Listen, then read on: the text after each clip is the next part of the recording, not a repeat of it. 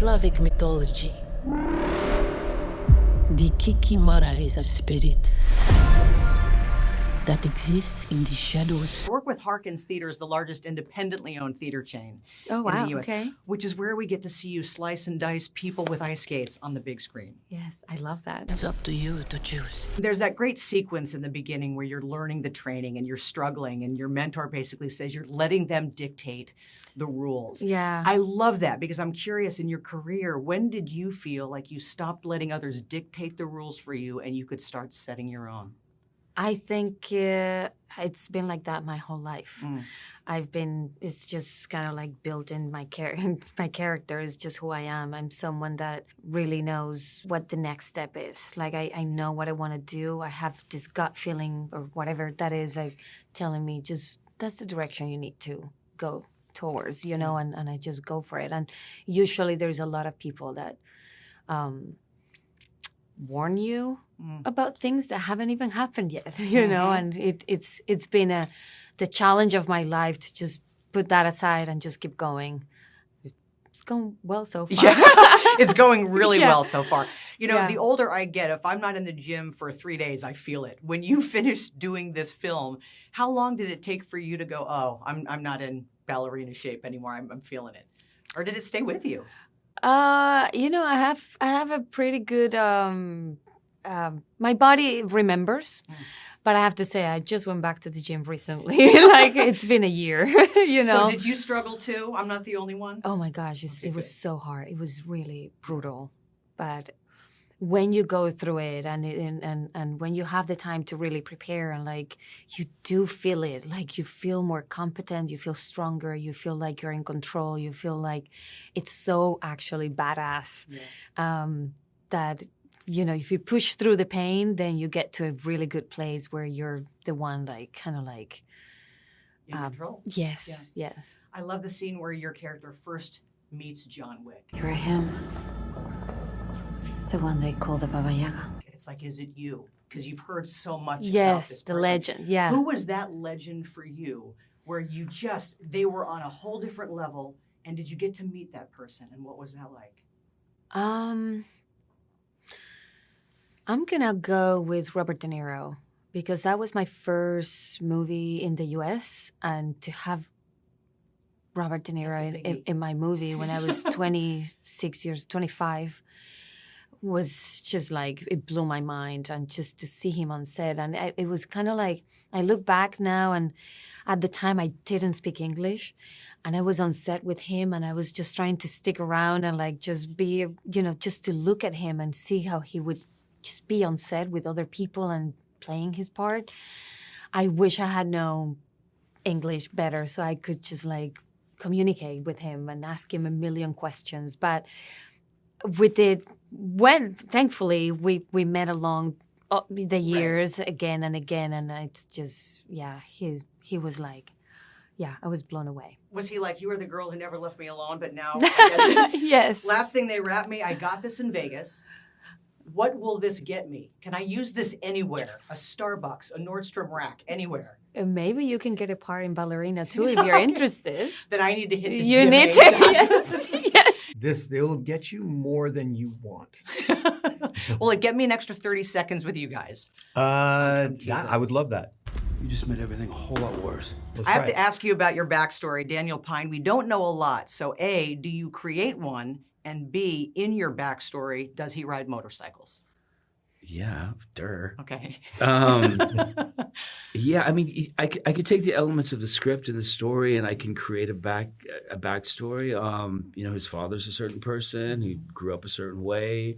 A certain amount of things have happened to him through his life that, I can't talk a lot. There's not a lot I can say, but I can create a backstory, and I did create a backstory. And a lot of it's there if you look for it. Okay. Yeah. He was born on a motorcycle. Okay. Yeah. That's got to be tricky. Yeah. Yeah. That's something I don't know if I've seen in a film. That could be somehow a sequence somewhere. Use your coin. I'll use my coin to get it. I'll give it to you on the way out. I do want to ask you, though, I'm always curious when a director also does all these action stunt sequences, how do you know when to end one? How do you know how long a sequence should go and when you've got it or if it becomes too much? It's a good question. It's everyone is different. It's really the experience and emotion of where you feel the audience is the best point of them having a release.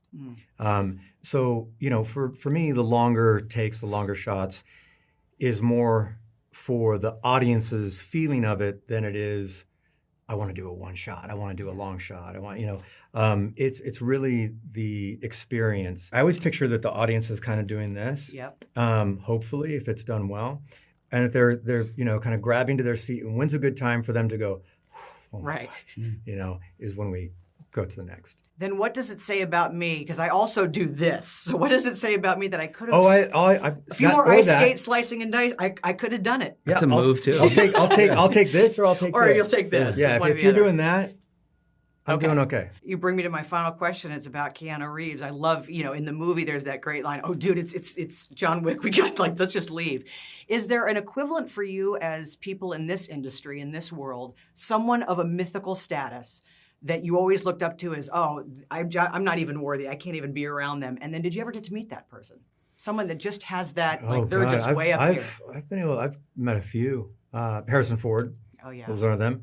I was working as a prop guy. I was doing Godzilla, the movie with Roland Emmerich. He was doing Air Force One, I think, and they just had better craft service. So I sneaked over there, and then Harrison Ford comes out of his trailer and walks over with the craft service together. I'm just like, holy shit, this is. And he just takes a cookie and goes, "You want a cookie?" And I go, "Yeah." He goes, "Have a cookie." And then I eat it. He goes, "They're good cookies." And then he went back out his trailer.